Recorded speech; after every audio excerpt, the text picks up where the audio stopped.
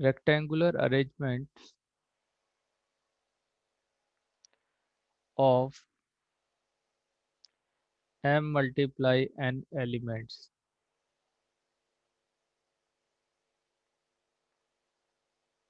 ठीक है, तो अगर आपके पास total m multiply n element है, उसका रेक्टेंगुलर अरेंजमेंट कर दें इन एरे, तो उससे हम कहते हैं कि वो मैट्रिक्स बन जाएगा। एक अरेंजमेंट है, मैट्रिक्स एक अरेंजमेंट है आपका। जैसे आप कई बार शादियों में देखते हैं बहुत सारी कुर्सियां आती है। मान लो 100 कुर्सी आई, तो उसको मैंने क्या किया, ऐसे करके एक रो बनाया, दो रो बनाया, तीन रो बनाया, चार रो बनाया, इस तरह से मैंने 10-10 की मैं कुर्सियां अरेंज कर दी। तो वो जो आपने फॉर्म किया है वो एक मैट्रिक्स है। ठीक है, उसमें पहले पोजीशन पे कौन बैठा है, सेकंड पे कौन बैठा है, थर्ड पे कौन बैठा है, 10th वाले पे कौन बैठा है, वो आप डिसाइड कर सकते हो। तो ये जो आपके ने एक रेक्टेंगुलर अरेंजमेंट लिया, इसमें ये आपका रो है और ऐसे इधर से कॉलन होगा। अभी स्कूल में भी आप यही करते हो, जब प्रेइंग में आप जाते हो, प्रेइंग करने के लिए जाते हो, है ना, सुबह रोल कॉल में जाते हो, तो उस टाइम पे आपकी अटेंडेंस होती है, उन सब में आप क्या करते हो, वहां पे आपका रेक्टेंगुलर अरेंजमेंट ही हो रहा होता है, आप मैट्रिक्स ही फॉर्म कर रहे होते हो। सही है।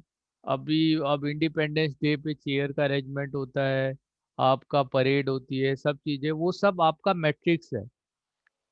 ठीक है, तो उसमें रो और कॉलम के फॉर्म में वो लिखे लिखे जाते हैं।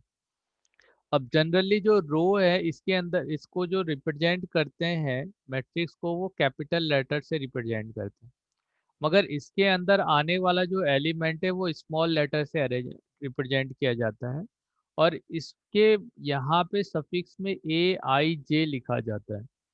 ए आई जे का मतलब है आयथ रो। ये जो एलिमेंट है आयथ रो का, और जेथ कॉलम।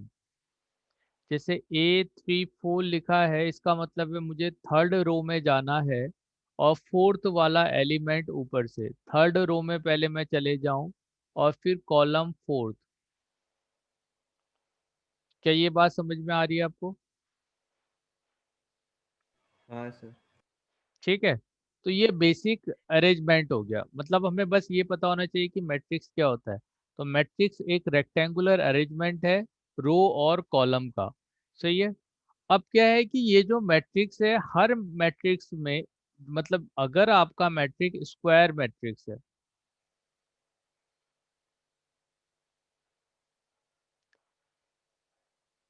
अभी मैट्रिक्स का मतलब समझ में आ गया कि मैट्रिक्स क्या होता है। जैसे अगर मैं हाँ एलिमेंट को सर। इस तरह का बॉक्स बना दूं, जैसे ग्रेटेस्ट इंटीजर के लिए हम बनाते थे, और उसके अंदर हम इस तरह से नंबर लिख दें, तो ये मैट्रिक्स है जिसमें दो रो है और दो कॉलम है।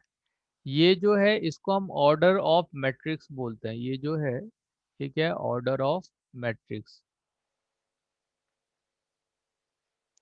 2 क्रॉस 2 जो मैंने लिखा है, अब इसको मैं ऐसे भी लिख सकता था, 1 2 3 4 5 6 समथिंग, इस तरह से। तो नंबर ऑफ रो 2 है और नंबर ऑफ कॉलम कितने हो गए, 3। क्लियर है? तो यहाँ मगर आप बताओ, इस मैट्रिक्स में और इस मैट्रिक्स में कौन सा स्क्वायर मैट्रिक्स होगा? ऊपर वाला। जाहिर सी बात ऊपर है वाला। ऊपर वाला, ऊपर वाला है ना।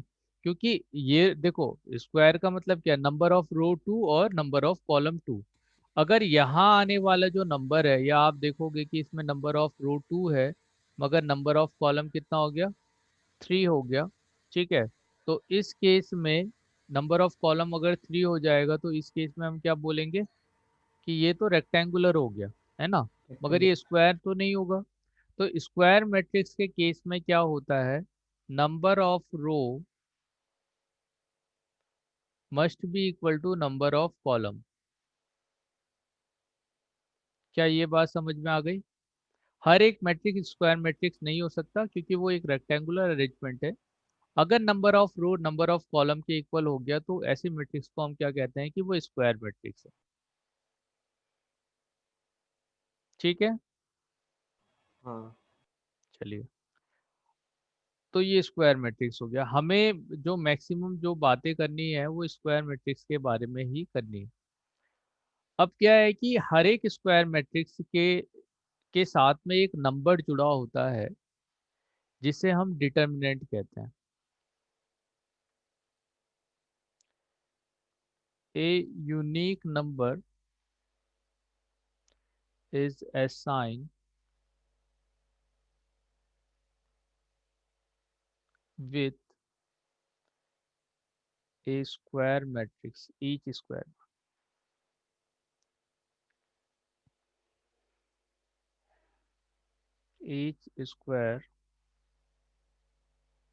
matrix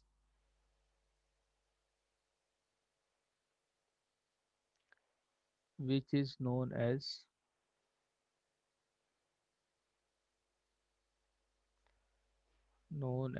determinant।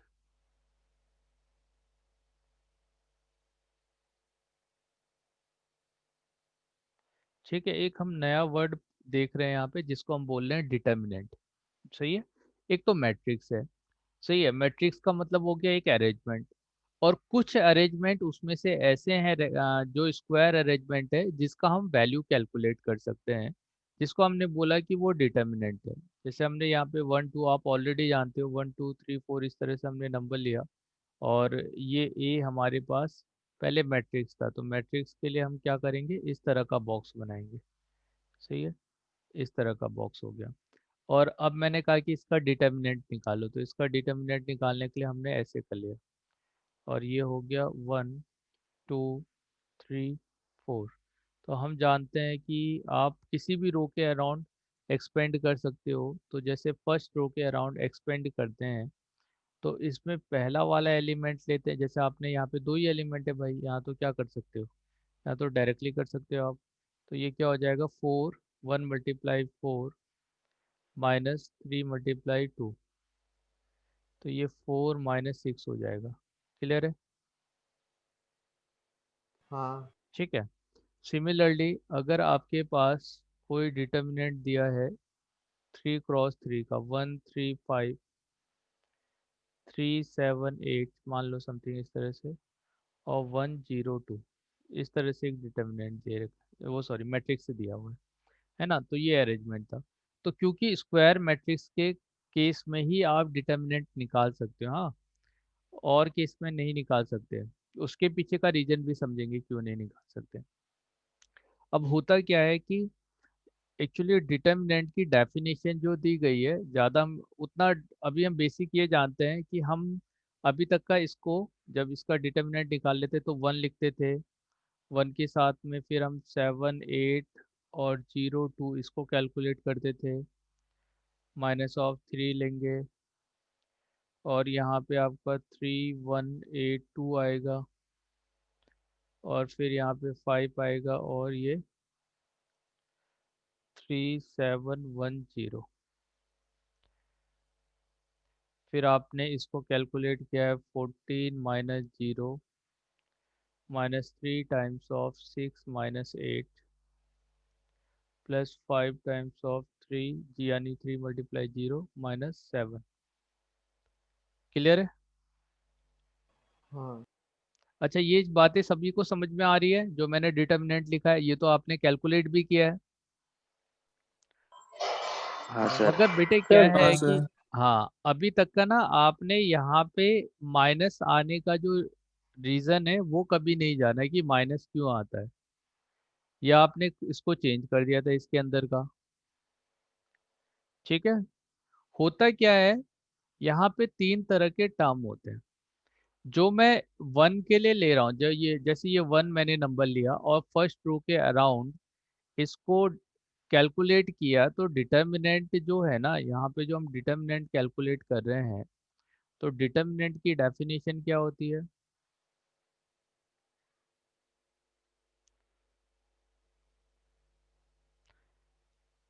It is the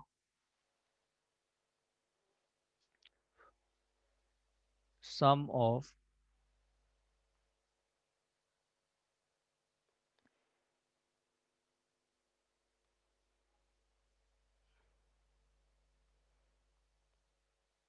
product of each element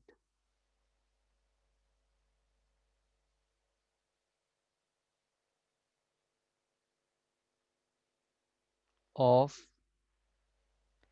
A row, a row और कॉलम, आपकी मर्जी दोनों में से जो लेना चाहो, एंड देयर कोरेस्पॉन्डिंग, एक वर्ड आता है जिसको हम कहते हैं कोफैक्टर। इस कोफैक्टर की वजह से मतलब अगर आपके पास फर्स्ट आपने रो लिया, A11 एलिमेंट लिया, तो A11 के साथ में C11 लोगे, कोफैक्टर है ये। A12 लोगे तो C12 लोगे, और फिर A13 लोगे तो C13। इन तीनों का जो प्रोडक्ट है वो डिटर्मिनेंट ऑफ ए के इक्वल होता है। मतलब इसको हमने बोला कि ये डिटर्मिनेंट है। अब जो ये कोफैक्टर है इसको डिफाइन करने का हमने तरीका देखा। सही, अभी मैं ऊपर ऊपर से चीजें आपको बता रहा हूँ। हाँ, आप मतलब चीजें समझ लो थोड़ा बेसिक, और बाद में फिर आपको डिटेल में बताऊंगा मैं। अब जैसे ये वन आया है, ये फर्स्ट एलिमेंट है, तो फर्स्ट एलिमेंट ऐसे ही रहेगा। सेकंड एलिमेंट के साथ अभी ये वाला पोर्शन जो मैंने लिखा हुआ है, ये पोर्शन है आपका, इसको बोलते हैं माइनर। क्या बोलते हैं इसको? माइनर। माइनर। अब इस माइनर के आगे से देखो, वन के लिए जिस वो वन जिस रो और कॉलम में आ रहा है, उस रो और कॉलम को आप हटा दोगे तो जो भी बचेगा वो माइनर है।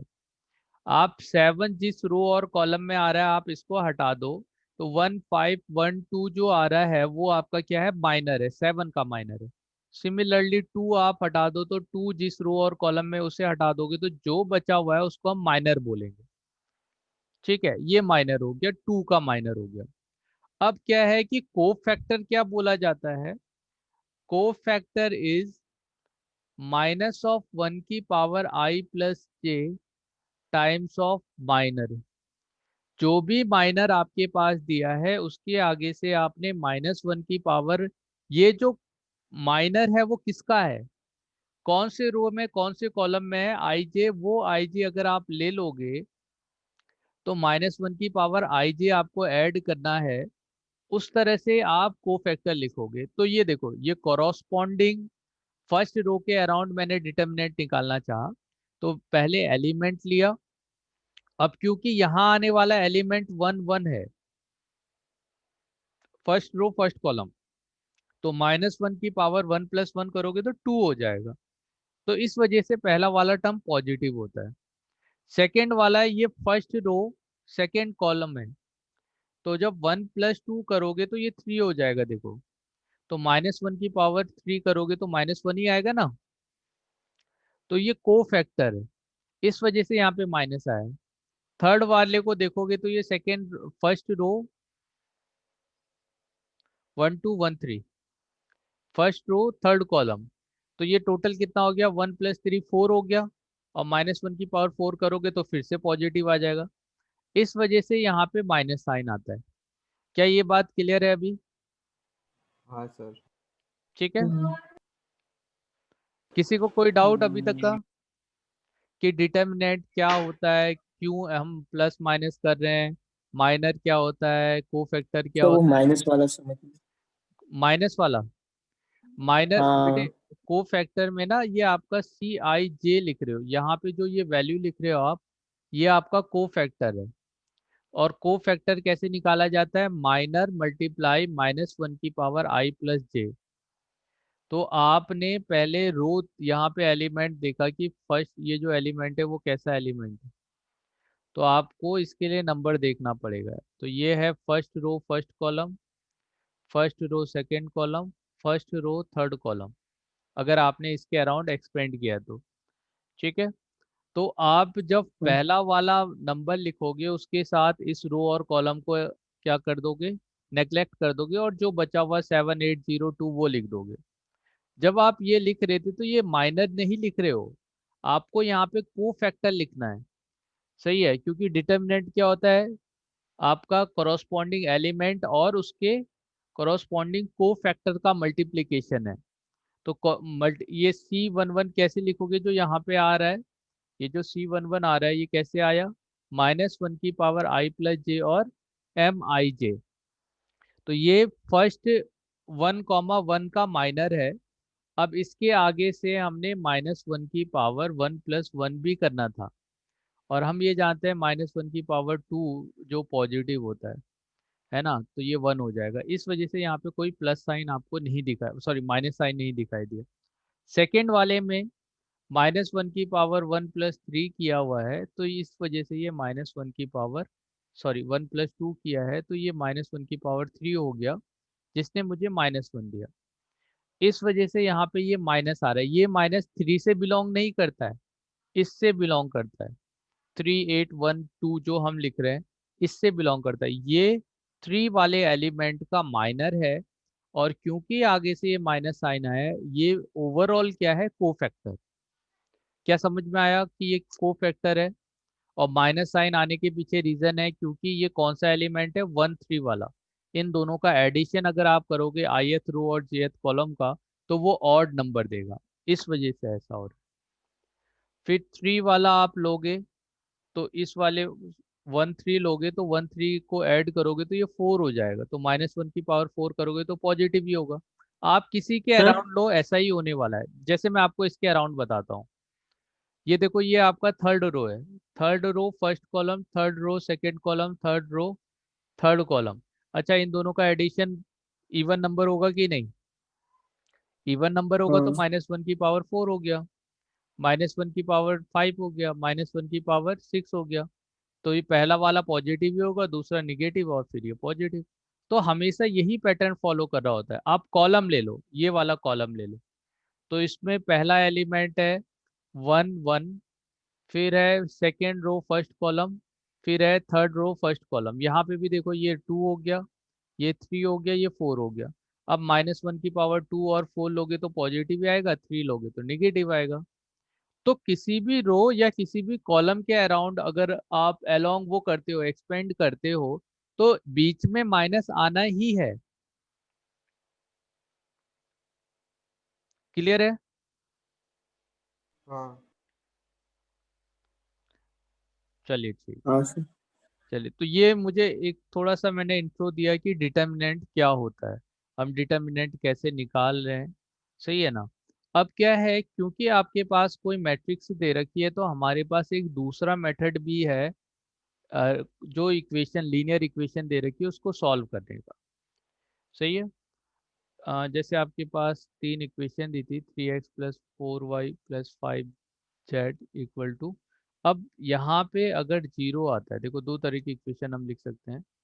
मान लो 3x + y y + z = 0, और फिर 5x + 2y + 3z इतना =0। अगर यहाँ पे आने वाले नंबर 0 0 0 होता है, ठीक है, तो ऐसी इक्वेशन को बोला जाता है कि ये होमोजीनियस इक्वेशन है।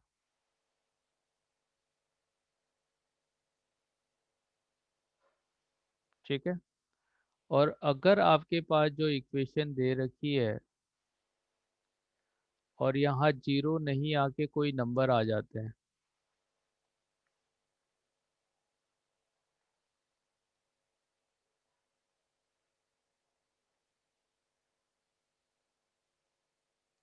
तो ऐसी इक्वेशन को बोला जाता है नॉन होमोजीनियस।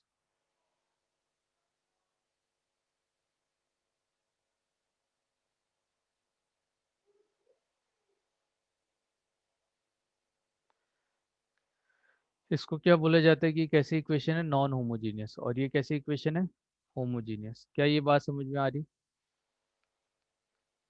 हाँ। अच्छा, अगर x और y + z, इसमें x y और z तीनों को जीरो ले लूं, तो ये तीनों इक्वेशन सेटिस्फाई होगी कि नहीं? हाँ तो ऐसे सॉल्यूशन को हम बोलते हैं ट्राइवियल सॉल्यूशन। क्या बोलते हैं इसको? Trivial solution. Trivial trivial. का मतलब होता है सिंपल, है ना, जो बड़ी आसानी से आ जाए। ठीक है, तो ऐसे में आपके कैसे सॉल्यूशन आते हैं, ट्राइवियल सॉल्यूशन।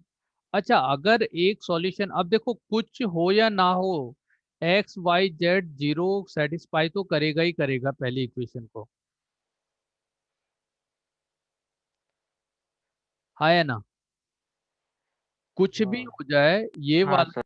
पार्ट है x equal to y equal to z equal to zero, ये तो हमेशा इसको सेटिस्फाई करेगा, हाँ या ना। हाँ हाँ सर। अगर ये हाँ हमेशा सर। सेटिस्फाई करेगा तो कभी भी जिंदगी में इसमें नो सॉल्यूशन आ सकता है क्या? नहीं है सर। नो सॉल्यूशन नहीं आ सकता। इसका मतलब यहाँ पे दो ही तरह के सॉल्यूशन पॉसिबल होंगे, या तो सॉल्यूशन आपका इनफानाइट आएगा, या तो सॉल्यूशन आपका नो सॉल्यूशन आएगा। क्या कहते हो? हाँ सर। सॉरी, नो सॉल्यूशन कह रहा हूँ, मतलब यूनिक एक सॉल्यूशन आ रहा है ना। आप ट्राइवियल सॉल्यूशन कह सकते हो इसको, एक ही सॉल्यूशन आएगा। यूनिक सॉल्यूशन उसको बोल सकते हो, मगर नो सॉल्यूशन का यहाँ पे कोई भी जगह नहीं है, आया ना। दो सॉल्यूशन आ सकते हैं या तो, मगर नो सॉल्यूशन कभी नहीं आ सकता। इस वाले केस में आपके तीन तरह के सॉल्यूशन पॉसिबल होते हैं, या तो यूनिक सॉल्यूशन देगा, या तो इनफाइनाइट सॉल्यूशन देगा,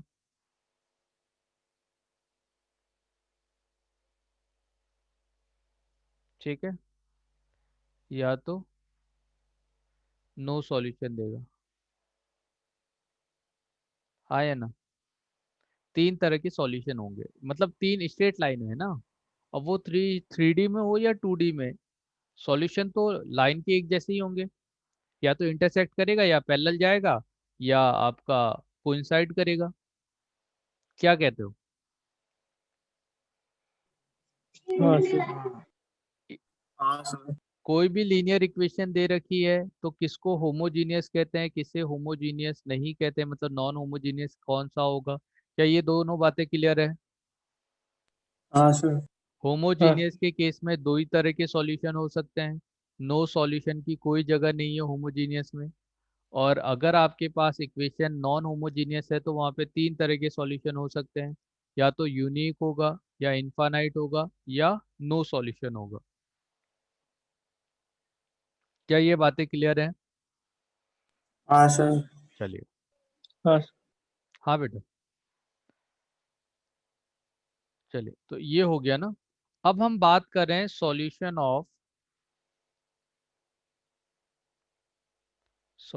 ऑफ नॉन होमोजीनियस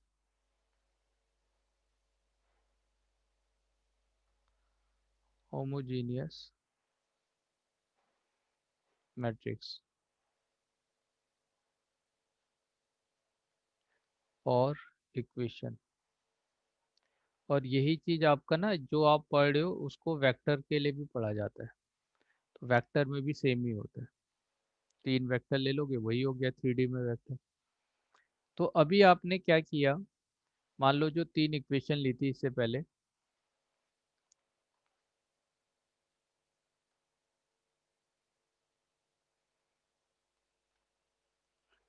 चलो छोड़ो,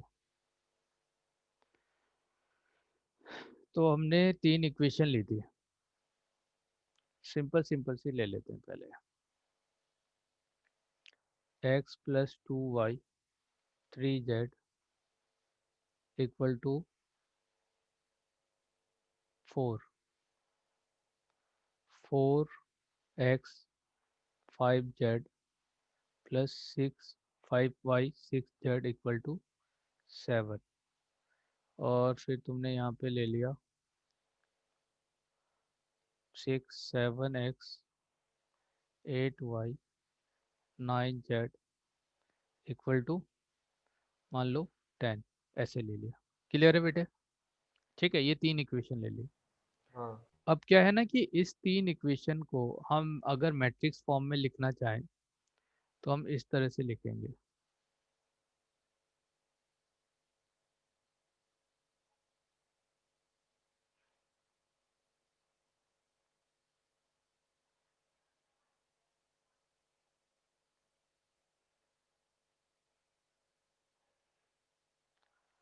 1 2 x का कोफिशिएंट, y का और z का।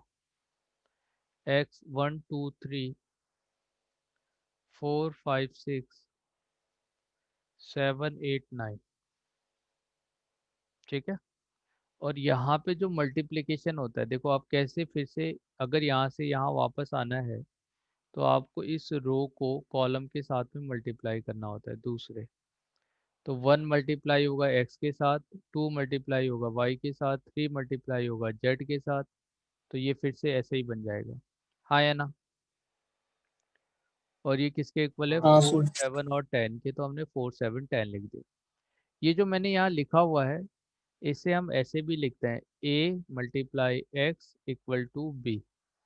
यहाँ पे x आपका एक्स वाई जेड का वेरिएबल का मैट्रिक्स है। a जो है, a को हम बोलते हैं कोफिशिएंट मैट्रिक्स। इसमें एक्स वाई जेड के कोफिशिएंट आए हैं, इसीलिए इसे क्या बोला जाता है कि ये कोफिशिएंट मैट्रिक्स है। क्या ये बात क्लियर है? किसको हम क्या बोलते हैं? हाँ सर। मैट्रिक्स। ठीक है। अब जो ये कोफिशिएंट है, यही सब कुछ डिसाइड कर रहा है। ये जो कोफिशिएंट मैट्रिक्स है, यही सब कुछ डिसाइड कर रहा है कि सॉल्यूशन कैसे होंगे। अरे भाई, एक्स वाई से क्या फर्क पड़ता है? एक्स इक्वल टू वाई, आपके पास दो इक्वेशन दे रखी है। तो जब आप चीजें देखते थे, तो आप तो उसके कोफिशिएंट को देखते थे ना, कि a1 a2 is not equal to b1 b2। तो इंटरसेक्टिंग हो जाएगा। हाँ या ना? हाँ बात समझ में आ रही है हाँ आपको? कि अगर कोई दो इक्वेशन आपको दे रखा है, तो आप उसके कोफिशिएंट से ये डिसाइड करते थे कि आपका इक्वेशन इंटरसेक्टिंग है या नहीं है। सही है? या कोइंसाइड करेगी, या आपका जो सॉल्यूशन होगा वो नो सॉल्यूशन होगा। वो सब डिसाइड होता था इस कोफिशिएंट वाले से। तो ये कोफिशिएंट को इवेल्यूट किया जाता है। यहाँ पे जो मैट्रिक्स है, जिसे हम मैट्रिक्स ए बोल रहे हैं, तो ये स्टैंडर्ड ए के फॉर्म में ही लिखा जाता है। ठीक है। तो इसे हमने ए मैट्रिक्स बोला, जिसे बोला कि ये कोफिशिएंट मैट्रिक्स है। अब क्या है कि ये जो कोफिशिएंट मैट्रिक्स है आपका, इस कोफिशिएंट मैट्रिक्स के लिए कुछ रूल दिए गए कि किस केस में इसका सॉल्यूशन होगा और किस केस में इसका सॉल्यूशन नहीं होगा। सही है? सर। हाँ बेटा सर बोलो। हाँ सर ये फिर से समझो ना एक बार, कोफिशिएंट मैट्रिक्स ये 4 7 10 वो लिखना साइड में। बेटे, ये इसके एक्स वाई जेड के आगे जो नंबर है, तो जैसे इसको हम कोफिशिएंट बोलते हैं ना, coefficient of x, coefficient of y, coefficient of z. ठीक है।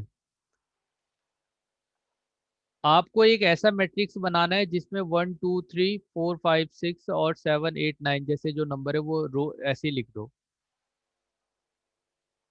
हाँ सर। ठीक है। अभी क्या है,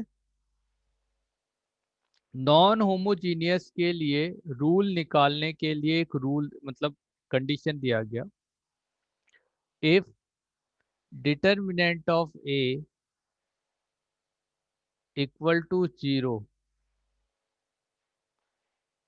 सही है? क्या बोला गया? Determinant of A equal to 0। उस केस में नो सॉल्यूशन, सॉल्यूशन नहीं आएंगे।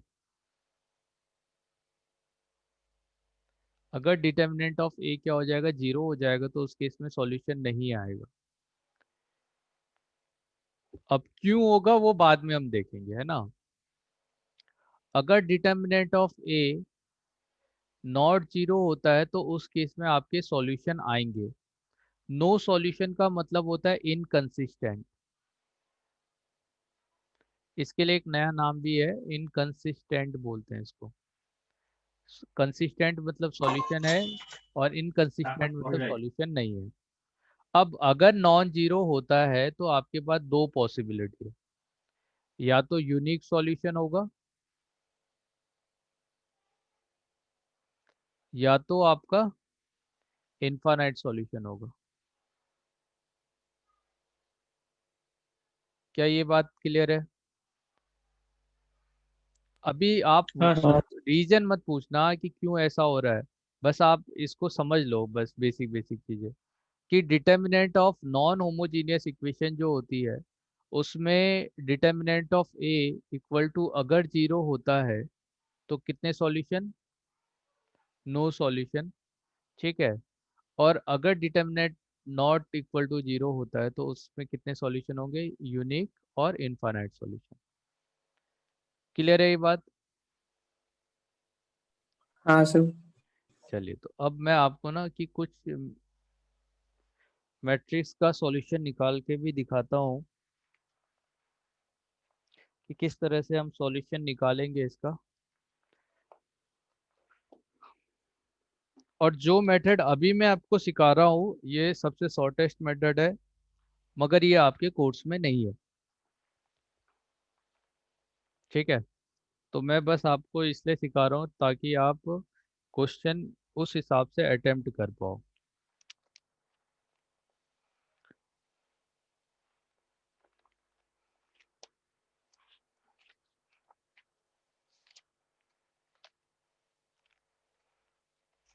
जब भी आपसे नंबर ऑफ सॉल्यूशन का इक्वेशन को सॉल्व करने की बात कही जाती है और इक्वेशन सॉल्व मतलब नंबर ऑफ सॉल्यूशन की बात की जाती है, तो सबसे पहले जैसे हमारे पास मान लो x plus y plus z equal to हमने 6 ले लिया, x plus 2y plus 3z equal to 10 हो गया, और x plus 2y plus 4z equal to 1 हो गया। ठीक है।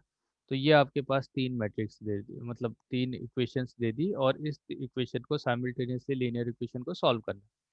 तो इसके कोफिशिएंट मैट्रिक्स मतलब x का जो कोफिशिएंट है पहले वाले में 1 1 1 है, इसमें 1 1 1 है, इसमें 1 2 3 है, हाँ या ना? और थर्ड वाले में क्या है? 1 2 4। क्लियर है बेटे? ये मैट्रिक्स लिखना तो आ गया आपको, हाँ या ना? और फिर यहाँ क्या आ जाएगा? x y z आ जाएगा समथिंग इस तरह से। और ये हो गया आपका यहाँ पे हो गया 6 10 और 1। ठीक है बेटे? ये समझ में आ गया? हमने क्या बोला कि ये वाला जो मैट्रिक्स है इसको हमने a लिखा और इसे x लिखा, और ये इक्वल टू कितना है? b है। सही है ना? तो हमने बोला कि a का मतलब है कोफिशिएंट मैट्रिक्स। कैसा मैट्रिक्स? Coefficient matrix. और b का मतलब क्या है? ये आपका नॉर्मल ऐसी मैट्रिक्स हो गया। सही है? क्या यहाँ तक का सबको क्लियर है? हाँ हाँ सर। चलिए, तो अभी आप क्या है कि इसको एक तो सबसे पहले क्या करो, डिटर्मिनेंट करके देखो। या तो आप डिटर्मिनेंट निकाल सकते हो।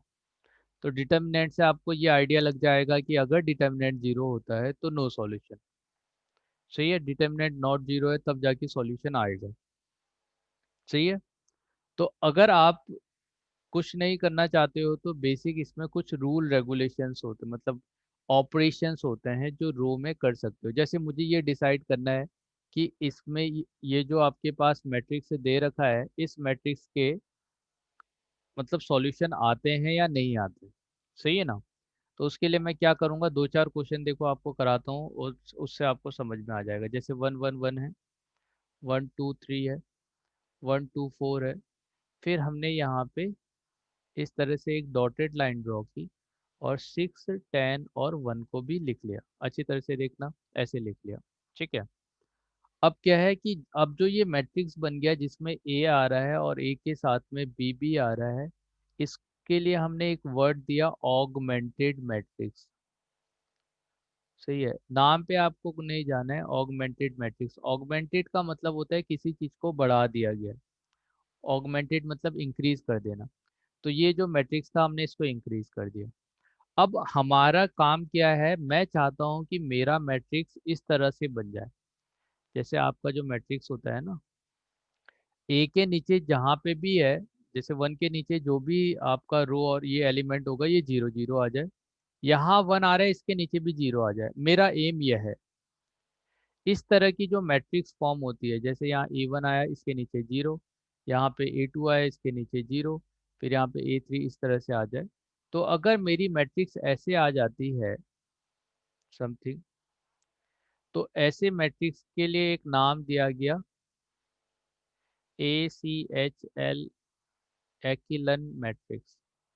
ACHELON।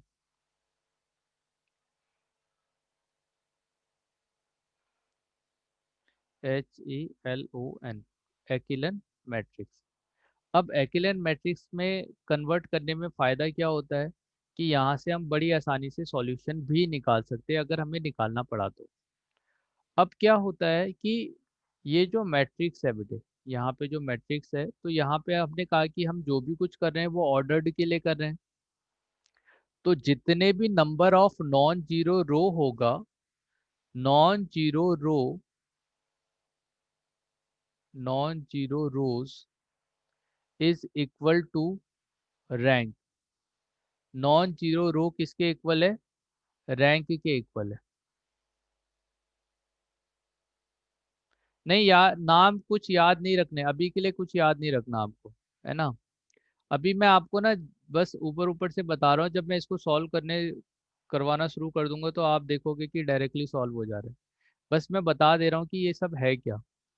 तो नॉन जीरो रो को हम रैंक बोलते हैं, रैंक ऑफ ए मैट्रिक्स। और रैंक डिसाइड करता है कि किसी भी मैट्रिक्स का सॉल्यूशन कितना होगा। तो अब हम इसको प्रैक्टिकल वे में सॉल्व करना शुरू करते हैं। जैसे हमने इससे पहले वाला लिया, उसमें हमारे पास जो एलिमेंट आ रहे थे 1 1 1 आ रहा था, 1 2 3 आ रहा था, 1 2 4 आ रहा था, और इसके साथ ही हमने 6 10 और 1 ले लिया। अब बेटे मैं इसको सॉल्व कर रहा हूँ सबसे पहले। हाँ, क्या कर रहा हूँ, देखो यहाँ पे ये जो है, यहाँ पे 1 है और 1 है। अब मुझे सॉल्व कैसे करना पड़ता है, इसे मैं सब्ट्रैक्ट कर सकता हूँ किसी रो के हेल्प से ही, अपने आप सब्ट्रैक्ट नहीं करना है। तो जैसे मैं रो 2 में ऑपरेशन करूंगा तो इसे लिखा जाता है रो 2 में ऑपरेशन कर रहे हैं, और रो 2 में से हमने रो 1 सब्ट्रैक्ट कर दिया। अच्छा, ये लाइन सबको समझ में? अभी थोड़ा सा ना यस सर बोल देना अगर समझ में आएगा तो, क्योंकि ये नया पोर्शन है ना। तो ये बात क्लियर हो गई कि R2 वाला जो टर्म है, R2 में ऑपरेशन कर रहा हूँ, इसीलिए मैंने R2 लिखा है यहाँ पे, और R2 माइनस R1। क्लियर है बेटे?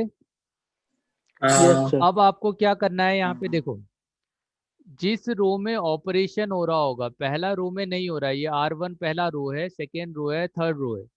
सेकेंड रो में ऑपरेशन कर रहे हैं और क्या कर रहे हैं, सेकेंड रो के एलिमेंट से फर्स्ट रो का एलिमेंट सब्ट्रैक्ट कर दे रहे हैं।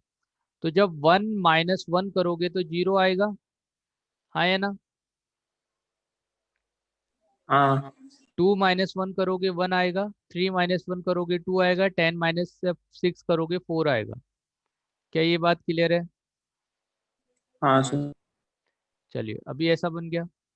बड़ा सिंपल है, एक बार तुम देख लोगे और समझ जाओगे ना, उसके बाद फिर कुछ करना ही नहीं है। सिमिलरली अब मैं चाहता हूँ कि यहाँ पे भी 0 हो जाए। अब मुझे ये बताओ यहाँ पे 0 कैसे होगा फर्स्ट रो की हेल्प से?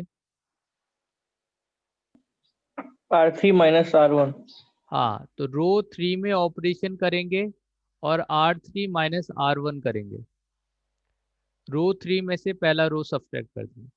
तो पहले रो में कुछ नहीं हो रहा है, तो फर्स्ट रो ऐसे ही रहेगा। सेकेंड रो वाला ऑपरेशन हो चुका है इसमें, और थर्ड रो में ऑपरेशन करना है। अब ये 0 हो गया, यहाँ पे 2 माइनस 1 करोगे तो 1 आ जाएगा, 4 माइनस 1 करोगे 3 आ जाएगा, 1 माइनस 6 करोगे -5 आ जाएगा। क्या कहते हो? हाँ हाँ ऐसा आ गया, ठीक है।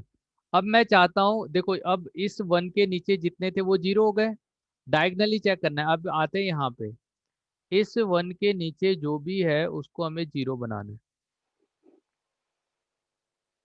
ठीक है। बताओ कैसे 0 बनाए, आप बोल सकते हो। इसकी वो हेल्प से सेकंड इसको 0 बनाना है, इसकी हेल्प से इसको R2 0। minus R3. सेकंड वाले माइनस कर देंगे थर्ड। हाँ, R3 में ऑपरेशन करेंगे और R3 में से R2 सब्ट्रैक्ट कर देंगे, ठीक है। तो यहाँ हाँ से आपको क्या मिलेगा, 1 0 0 1 1 6, ये ऐसे ही रहेगा। 1 2 4 ऐसे ही रहेगा। 1 में से 1 सब्ट्रैक्ट करेंगे 0, 3 माइनस 2 करेंगे 1 आ जाएगा, -5 -4 करेंगे -9 आ जाएगा। क्लियर है बेटे? हाँ सर। हाँ सर। चलिए, अब होता क्या है ना, कई बार जब इसको आप जीरो बना रहे होते हो तो यहाँ पे भी जीरो आ जाता है और कई बार नहीं आता है। ठीक है। अब हाँ आप ये देखो कि यहाँ पे आपके पास जो number of non zero row है, ये रो आपका नॉन जीरो है। नॉन जीरो रो का मतलब है कि at least one element of this row is non zero. अगर एक एलिमेंट नॉन जीरो, उसके अलावा सब जीरो भी हो गए ना, तभी भी इसको हम क्या बोलेंगे, नॉन जीरो रो। अगर उसमें सब जीरो हो जाएंगे तब जाके उसको क्या बोला जाएगा, ये कि जीरोथ रो है। क्लियर है। तो हाँ। ये जीरो हो गया, ये नॉन जीरो रो हो गया। अच्छा, अब इस पूरे रो में, ये जो रो है आपका, इसमें नॉन जीरो एलिमेंट है कि है। नहीं। हाँ हम्म, है ना वन। वन और नाइन कैसे एलिमेंट हो गए, मतलब जो नॉन जीरो -9। है ना, नॉन जीरो है। हमें बस जीरो है या नहीं है इससे मतलब है। इसमें ऐसे एलिमेंट है जो नॉन जीरो है, इसमें भी ऐसे एलिमेंट है जो नॉन जीरो है। क्लियर है बेटे। अब देखो, ये दो मैट्रिक्स था। एक मैट्रिक्स था ये, जो डॉटेड लाइन से इधर है, और एक मैट्रिक्स ये पूरा है जिसको हमने बी बोल दिया, मतलब ये बी हो गया। तो एक मैट्रिक्स रैंक को यहाँ आर से लिखा जाता है। R of A equal to यहाँ पे 3 लिखेंगे, और आर ऑफ ए का मतलब है रैंक। सही है, रैंक ऑफ ए। अच्छा, ये मैंने 3 क्यों लिखा, ये समझ में आया। क्योंकि एक नॉन जीरो रो, दो नॉन जीरो रो और तीन नॉन जीरो रो आ गया। क्लियर है बेटे। अच्छा, अब अगर इसकी जगह पे, वन की जगह पे, जहाँ पे वन आ रहा है, इस वन की जगह पे अगर जीरो हो जाता तो कितने नॉन जीरो रो मिलते हैं हमें। 3। तो बस इसी में, यहाँ तक का, यहाँ से यहाँ तक का एक ही बात कर रहा हूँ। दो। तो 2 मिनट। दो 2। मिलते, तो यहाँ पे रैंक 2 हो जाता। सही है। अगर ऊपर वाला भी जीरो हो जाता, सही है ना, तो उस केस में कितना हो जाता, अगर मतलब सेकेंड रो भी जीरो हो जाता तो फिर 1 हो जाता। हाँ या ना। क्या ये बात समझ में आ रही कि रैंक कैसे डिसाइड किया जाएगा। रैंक क्या है, नंबर ऑफ हाँ नॉन सर। जीरो रो। ये number of non zero row है। ठीक है, ये नॉन जीरो रो है। ये हो गया। अब क्या है, ये एक रैंक आ गया। दूसरा आपको क्या देखना है, अगर जीरो हो रहा है और यहाँ पे दोनों जीरो हो गया, सही है, तो अब ऑगमेंटेड मैट्रिक्स का जो रैंक होगा, जहाँ पे आप ऐसे लिखोगे, इसका रैंक 2 हो जाएगा क्या, अगर ऐसा होता है तो। हाँ सर। है ना। मगर अभी तो ऐसे नहीं था। अभी हमारे पास यहाँ पे 1 दिया हुआ है, और यहाँ पे कितना दिया है,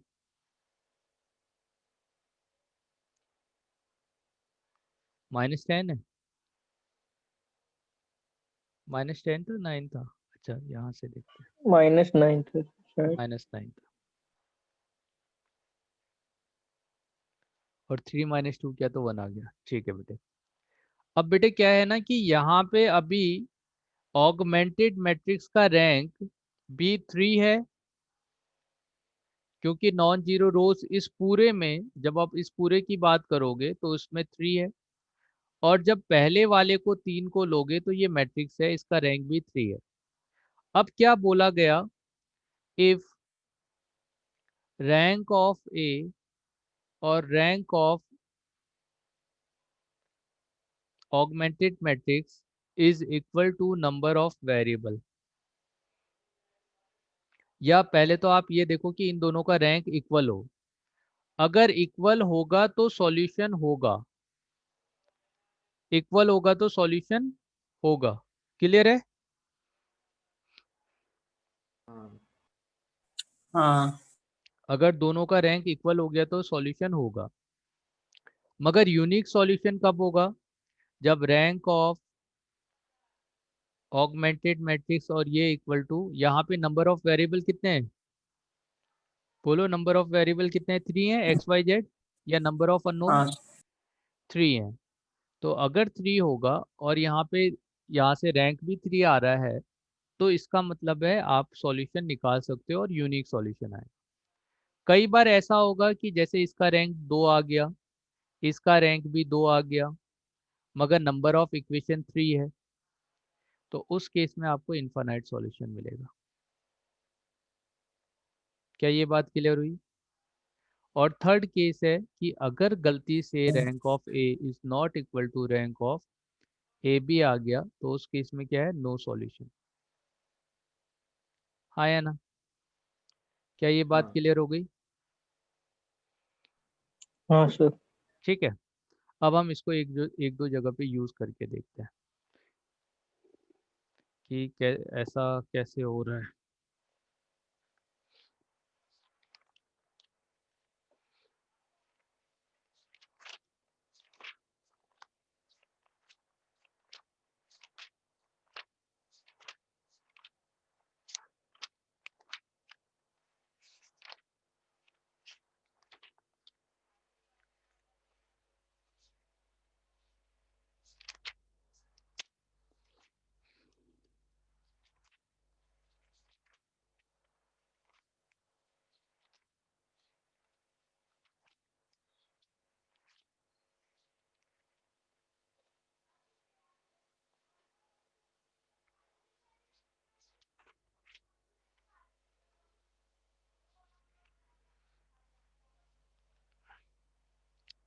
हाँ हाँ बेटे, तो कौन सा इक्वेशन,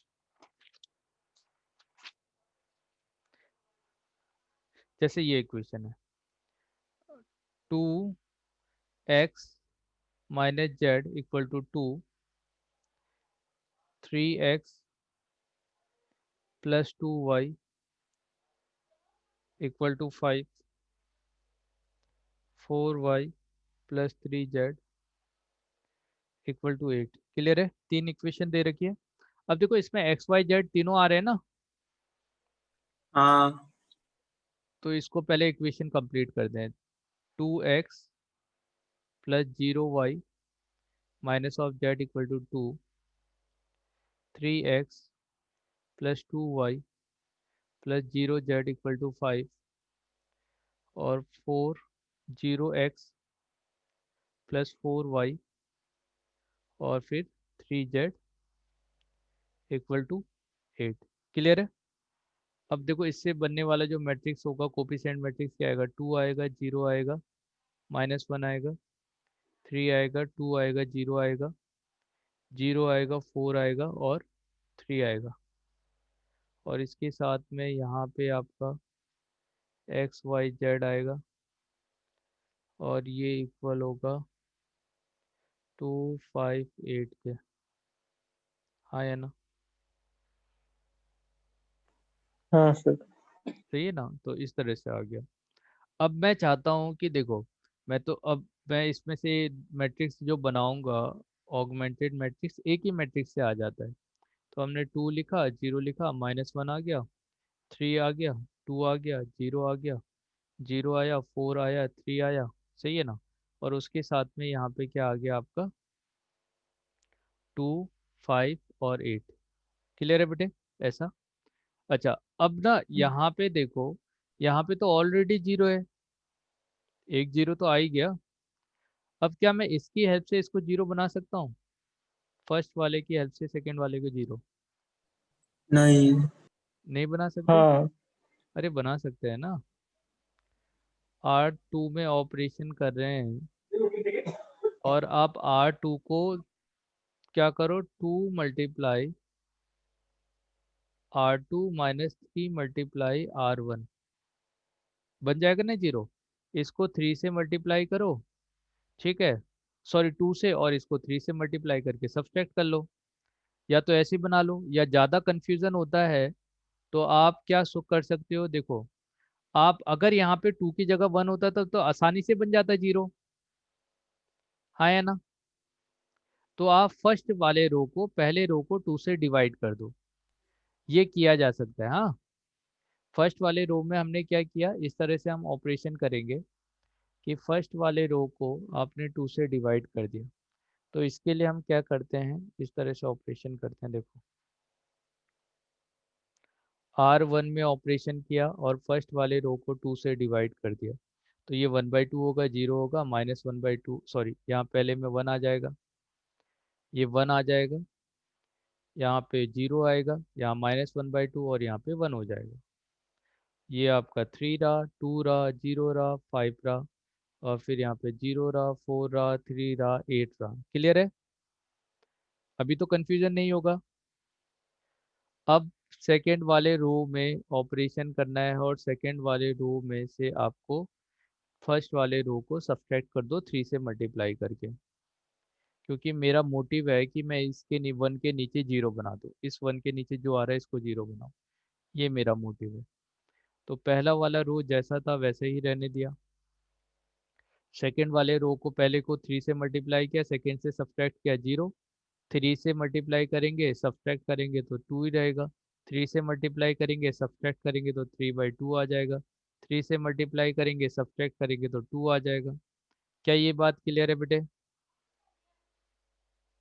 हाँ हाँ सर। चलिए। सर ऐसे मल्टीप्लाई कर सकते हैं? हाँ, मल्टी रो में ना, जैसे ये जो है, आप इसे, ये जो किसी एक पर्टिकुलर रो को, ठीक है, जब आप ऑपरेशन कर रहे हो, ये जो ऑपरेशन कर रहे हो, तो आप ऐसे कर सकते हो 1/2 से मल्टीप्लाई या 1/2 से डिवाइड, ये सब कर सकते हो। मगर किसी दो रो के एलिमेंट को मल्टीप्लाई नहीं कर सकते, जैसे 3 को 1 से मल्टीप्लाई नहीं कर सकते। मगर 3 में से 1 वाला जो भी कुछ है, 1 वाले के साथ जो भी मल्टीप्लाई करना है, इसके साथ जो भी मल्टीप्लाई करना है, वो मल्टीप्लाई करके सब्ट्रैक्ट कर सकते हो।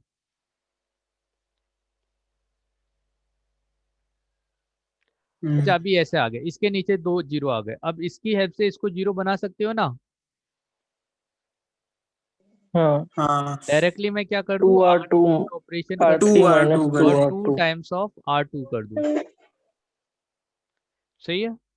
अब ये 1, यहाँ पे 0, 2, -1/2, 3/2, 1 आएगा, 2 आएगा, ऐसा होगा।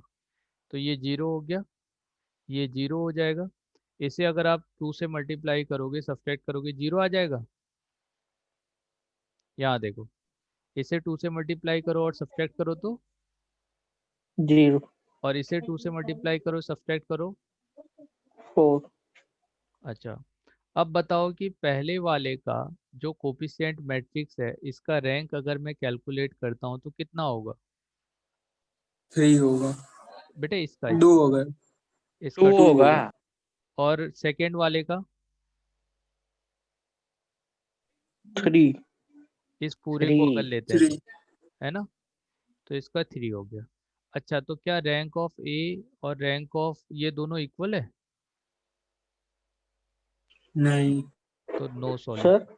हाँ, सर ऐसा कब पता चलता है कि अब आगे आगे ऑपरेशन नहीं करना है? यहाँ पे बस यहीं तक का करना है आपको। आपको बस यहाँ पे ये देखो, इसके नीचे 0 आ जाना है, इसके नीचे 0 आ गया तो रुक जाना है। 2 स्टेप करना पड़ेगा आपको, है ना। मुझ- ठीक है। कैसे सर? हाँ, बोलो। कैसे सर, एक बार फिर से करो। इससे पहले वाले में। नहीं नहीं सर, वही वही उसमें। हाँ,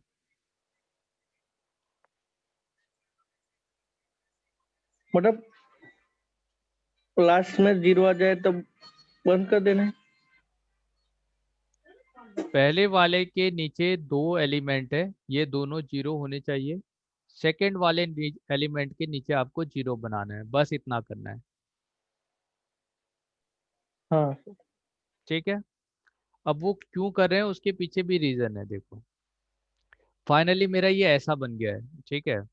इसका मतलब क्या है कि यहाँ पे जो कोफिशिएंट मैट्रिक्स है वो 1 आया, 0 आया, -1/2 आया, 0 आया, 2 आया, 3/2 आया, और ये 0 0 0 आ गया। सही है।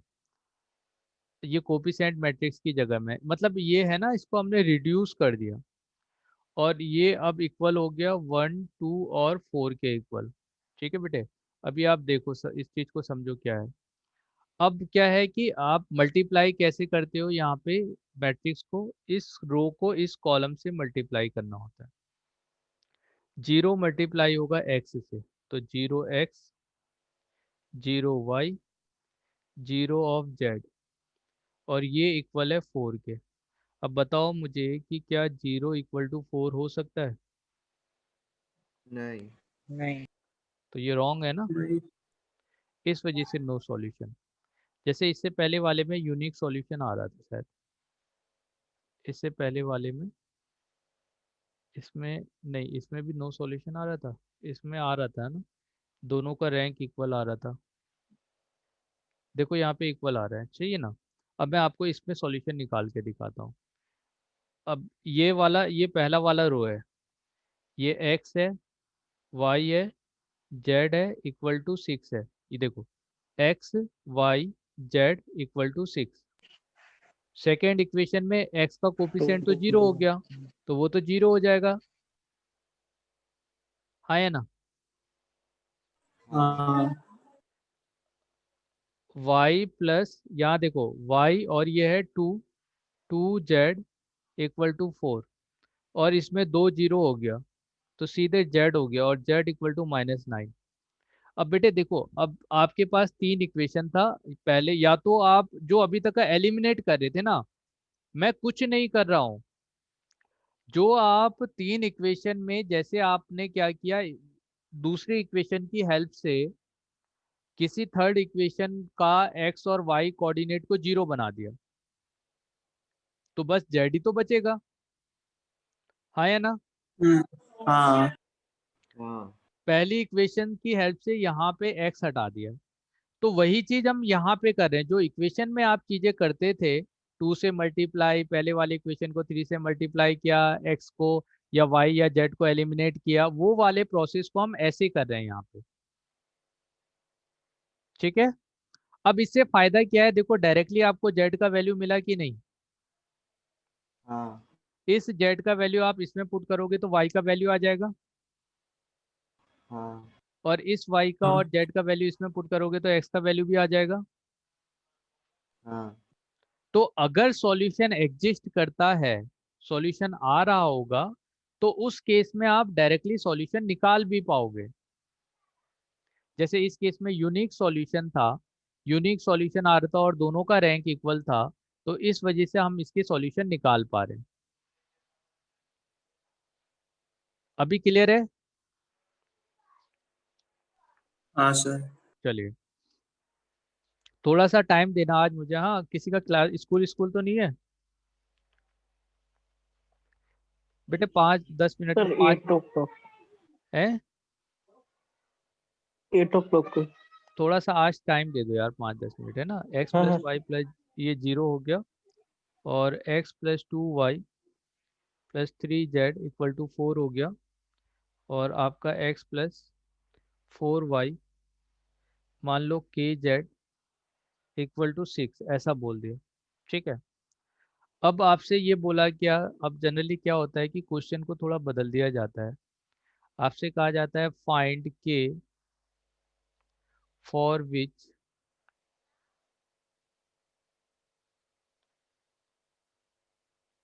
इक्वेशन हैज, ऐसा कह सकता है यूनिक सॉल्यूशन है। सॉल्यूशन, अगर मान लो सॉल्यूशन बोल दिया, यूनिक सॉल्यूशन बोल दिया, या ऐसा बोल दिया कि नो सॉल्यूशन, है ना। इक्वेशन हैज सॉल्यूशन, तो सॉल्यूशन बोल देगा। तो अभी आपको ये चीज याद रख, देखो आपको कोर में क्या याद रखना है, कि अगर रैंक ऑफ ए बी के इक्वल होता है तो सॉल्यूशन होगा, ठीक है। अगर rank of A rank of B के नॉट इक्वल है तो सॉल्यूशन नहीं होगा, ठीक है। क्या ये बात क्लियर है? और इसको आप दूसरे तरीके से ये भी कहते हो कि अगर determinant of a non zero है तो सॉल्यूशन होगा, और अगर डिटर्मिनेंट ऑफ ए जीरो है तो सॉल्यूशन नहीं होगा, ठीक है। तो ये आपके पास मेथड है। अब मुझे जब भी करना होता है, क्योंकि मैंने जितने मेथड देखे, मुझे उसमें सबसे अच्छा मेथड यही लगता है। जैसे 1 1 1 ले लिया, यहाँ पे 1 2 3 ले लिया, ये 1 4 k हो गया, क्लियर है बेटे, ऐसा हो जाएगा। और यहाँ पे आने वाला एलिमेंट क्या हो जाएगा, 0 4 और 6, ऐसा होगा ना बेटे, है ना। अब देखो मैं डायरेक्टली ऑपरेशन कर रहा हूँ, इस 1 की हेल्प से मुझे इसको 0 बनाना है, इसको 0 बनाना है। तो 0 बनाना है, इसका मतलब रो 2 में ऑपरेशन करेंगे, रो 2 में से रो 1 सब्सट्रैक्ट कर देंगे, और रो 3 में ऑपरेशन करेंगे और रो 3 में से रो 1 सब्सट्रैक्ट कर देंगे। क्या ये दोनों बातें क्लियर हैं? हाँ हाँ सर। अब हाँ पहले सर। वाले 1 1 1 0 आ रहा है, अब इस वाले में से ना ये सब्सट्रैक्ट कर दो, तो 0 आ गया। 2 माइनस 1 करेंगे 1 आ जाएगा, 3 माइनस 1 करेंगे 2 आएगा, 4 माइनस ये करेंगे 4 आएगा। अब इसमें से ये सब्ट्रैक्ट कर दो भाई, तो 1 माइनस 1 0, 4 माइनस 1 3, के माइनस 1, तो के माइनस 1 हो जाएगा, और 6 माइनस 0 6 हो जाएगा। क्या आपको ये बात क्लियर है? अब मुझे हाँ इसकी हाँ हेल्प सर, से इसको 0 बनाना है ना। 3 से मल्टीप्लाई करके। 3 मल्टीप्लाई। हाँ मतलब रो 3 में ऑपरेशन करेंगे, और रो 3 माइनस 3 टाइम्स ऑफ R2 कर देंगे, 3 से मल्टीप्लाई करेंगे और सब्सट्रैक्ट कर देंगे, है ना। यही तो करेंगे। हाँ हाँ सर। 1 2 2, अब ये 4 हो गया। 3 से मल्टीप्लाई किया, सब्सट्रैक्ट कर दिया 0। 3 से मल्टीप्लाई किया, सब्सट्रैक्ट किया 0। 3 से मल्टीप्लाई किया, सब्सट्रैक्ट किया के माइनस 7, हाँ या ना। 6 हो जाएगा, और के हाँ माइनस, सर। और 3 से मल्टीप्लाई करेंगे 12 हो जाएगा, 6 में से सब्सट्रैक्ट करेंगे -6 आ माइनस जाएगा। 6। अच्छा ये हो गया। अब बताओ कि ये k-7 डिसाइड करेगा कि रैंक क्या होगा, हाँ या ना। अब हाँ इसका हाँ रैंक 3, हाँ ये नॉन जीरो भी हो सकता है, जीरो भी हो सकता है ना। अगर k इक्वल टू 7 है, मान लेते हैं कि अगर k इक्वल टू 7 हो जाता है, तब तो यहाँ 0 आ गया। 0 आ हाँ जाएगा तो रैंक कितना हो जाएगा, 2 हो जाएगा। हम्म। मगर रैंक ऑफ ऑगमेंटेड मैट्रिक्स वो कितना होगा, वो तो 3 रहेगा, क्योंकि यहाँ पे नॉन जीरो है। हाँ सही है। हाँ अगर k नॉट इक्वल टू 7 होता है, तो उस केस में रैंक ऑफ a वो 3 हो जाएगा, और रैंक ऑफ ऑगमेंटेड मैट्रिक्स भी 3 हो जाएगा, हाँ या ना। हाँ हाँ हाँ सर। हाँ। ठीक है। अच्छा, अब हमने रैंक के बारे में बात किया था कि अगर इन दोनों का रैंक इक्वल नहीं होता है, तो कितने सॉल्यूशन होंगे। No sorry. तो नो सॉल्यूशन, सॉल्यूशन नहीं आएगा। हाँ, sorry। अगर ये दोनों इक्वल हो गए, तो इसका मतलब है सॉल्यूशन होगा, है ना। होगा। और दोनों का रैंक इक्वल होने के बाद अगर ये नंबर ऑफ वेरिएबल के इक्वल है, तो कितने सॉल्यूशन, यूनिक। Unique solution. ठीक है बेटे। अगर इसका हाँ रैंक भी 2 होता, इसका रैंक भी 2 होता, और नंबर ऑफ वेरिएबल 3 है, तो हमारे पास कितने सॉल्यूशन आते, इनफाइनाइट। इनफाइनाइट सॉल्यूशन आता। ये बात क्लियर है। हाँ हाँ चलिए मैं आपको ना वैसा केस भी दिखाता हूँ। मान लो कि आपने x+2y+3z, नहीं ये तो नो सॉल्यूशन वाला केस भी है।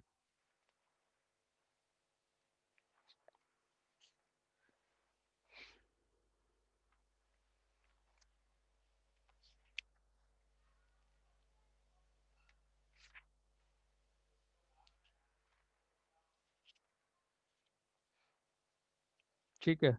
अभी जैसे हमारे पास ये इक्वेशन है 2x+3y equal to 4, x+y+z equal to 4, x+2y minus z equal to a. सही है ना। और आपसे कह रखा है find the value of a for which the system has a solution. A का वैल्यू निकालो ताकि हमारे सिस्टम का सॉल्यूशन हो। ठीक है बेटे। हाँ अब आप ये देखो, इसका मतलब है कि हमारा जो इक्वेशन होगा वो क्या होगा, यहाँ 2 है, एक्स का कोफिशिएंट, वाई का कोफिशिएंट 3, और जेड का नहीं है तो 0। डायरेक्टली ऑगमेंटेड लिखते हैं।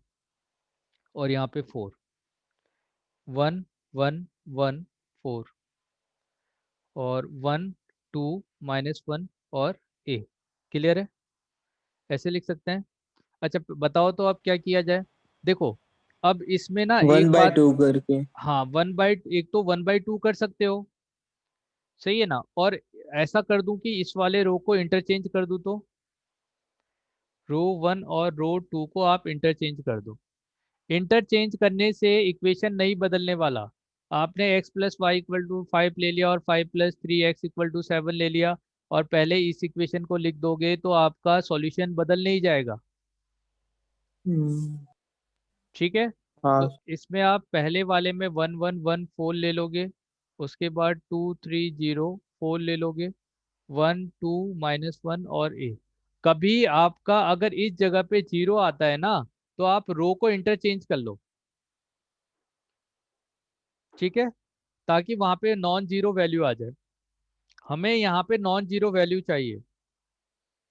अब इसकी हेल्प से इसको भी जीरो बनाया जा सकता है, इसको भी जीरो बनाया जा सकता है। अब आप ही लोग बताओ कि क्या ऑपरेशन किया जाए। रो 2 में क्या किया जाए, रो सो 2 में क्या किया जाएगा, row to R2 minus minus two 2 ten. R1 R1, है minus ना। 2R. हाँ 2R। और R3 में क्या ऑपरेशन किया जाएगा, इसमें से 1 डायरेक्टली सब्ट्रैक्ट कर दें, हाँ तो इसमें से डायरेक्टली सब्ट्रैक्ट कर देते हैं, सही है ना। तो अभी आप डायरेक्टली देखो, पहले वाले रो 2 में करते हैं 1 1 1 4, रो 2 में करते हैं 2 से मल्टीप्लाई करो सब्ट्रैक्ट कर दो 0, 2 से मल्टीप्लाई करो सब्ट्रैक्ट कर दो 1, 2 से मल्टीप्लाई करो सब्ट्रैक्ट कर दो -2, 2 से मल्टीप्लाई करो सब्ट्रैक्ट करो -4। ठीक है। अब फर्स्ट वाले रो को सेकेंड थर्ड वाले रो से डायरेक्टली सब्ट्रैक्ट करना है, तो 0 2 -1 करेंगे 1, -1 करेंगे -2 हो जाएगा, a-4 करोगे तो a-4 आ गया। क्या ये बात क्लियर है बेटे। हाँ सर। अब हाँ सर अच्छा, अब इसकी हेल्प से इसको 0 कैसे बनाए, डायरेक्टली सब। Direct subtract. डायरेक्टली सब्ट्रैक्ट कर रहे हैं, तो R3 में ऑपरेशन कर रहे हैं, R3 -R2 कर रहे हैं, सही है। तो ये 1 हो गया, 1 हो गया, 1 हो गया, 4 हो गया, 0 हो गया, 1 हो गया, -2 हो गया, -4 हो गया, जैसे ये हो गया। और फिर यहाँ पे 0 हो गया, 1 -1 करेंगे 0 आएगा, -2 करेंगे 0 आएगा, और -4 करोगे तो 4 से 4 कैंसिल, यहाँ a आ जाएगा। क्लियर है। हाँ सर।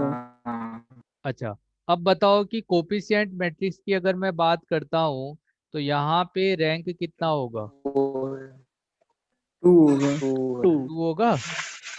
अब हाँ rank sir. Of augmented matrix जो है वो डिसाइड करेगा ए पे, हाँ या ए ना। को जीरो कर देंगे तो सॉल्व। अगर हाँ, अगर ए को 0 कर देते हैं तो रैंक हो जाएगा 2, ए अगर 0 होता है तो। अगर ए 0 नहीं होता है तो उस केस में रैंक हो जाएगा 3, हाँ या ना। ठीक है। अगर ए नॉट हाँ 0 है तो उस केस में हाँ सर आपका rank of A matrix is not equal to rank of augmented matrix आएगा। अगर दोनों इक्वल नहीं है तो नो सॉल्यूशन, हाँ या ना। हाँ हाँ सर। सर. अच्छा, और अगर हाँ rank sir of A matrix और रैंक ऑफ ऑगमेंटेड मैट्रिक्स ये दोनों इक्वल है 2 के, सही है। अब 2 के इक्वल है, मगर नंबर ऑफ वेरिएबल कितना था आपका, नंबर ऑफ वेरिएबल कितने हैं, 3 3 है। तो अब कितने सॉल्यूशन होंगे यहाँ पे, इनफाइन। इनफाइनाइट होगा। क्लियर है बेटे। Infinite. हाँ सर। क्या तीनों बातें समझ हाँ. में आ गई कि यूनिक सॉल्यूशन कैसे आता है, इनफाइनाइट सॉल्यूशन कैसे आता है आपका, किसी भी, है ना, इक्वेशन सॉल्व हाँ करके सर। निकाल सकते हैं अभी हम। हाँ सर. चलिए बहुत, हाँ तो इतना ही कर रहे हैं आज, ठीक है। और कल क्लास होगी आपकी, ठीक है। तो मैट्रिक्स का थोड़ा बहुत पोर्शन इससे रिलेटेड बताऊंगा, उससे ज़्यादा कुछ नहीं। हाँ हाँ सर। चलिए इतना ही करते बेटे, कुछ क्वेश्चन मैं इससे रिलेटेड भेज दूंगा, आप कर लेना। हाँ ठीक है, सर, बाय बाय। पीडीएफ भेज देना। हाँ पीडीएफ भेज दूंगा।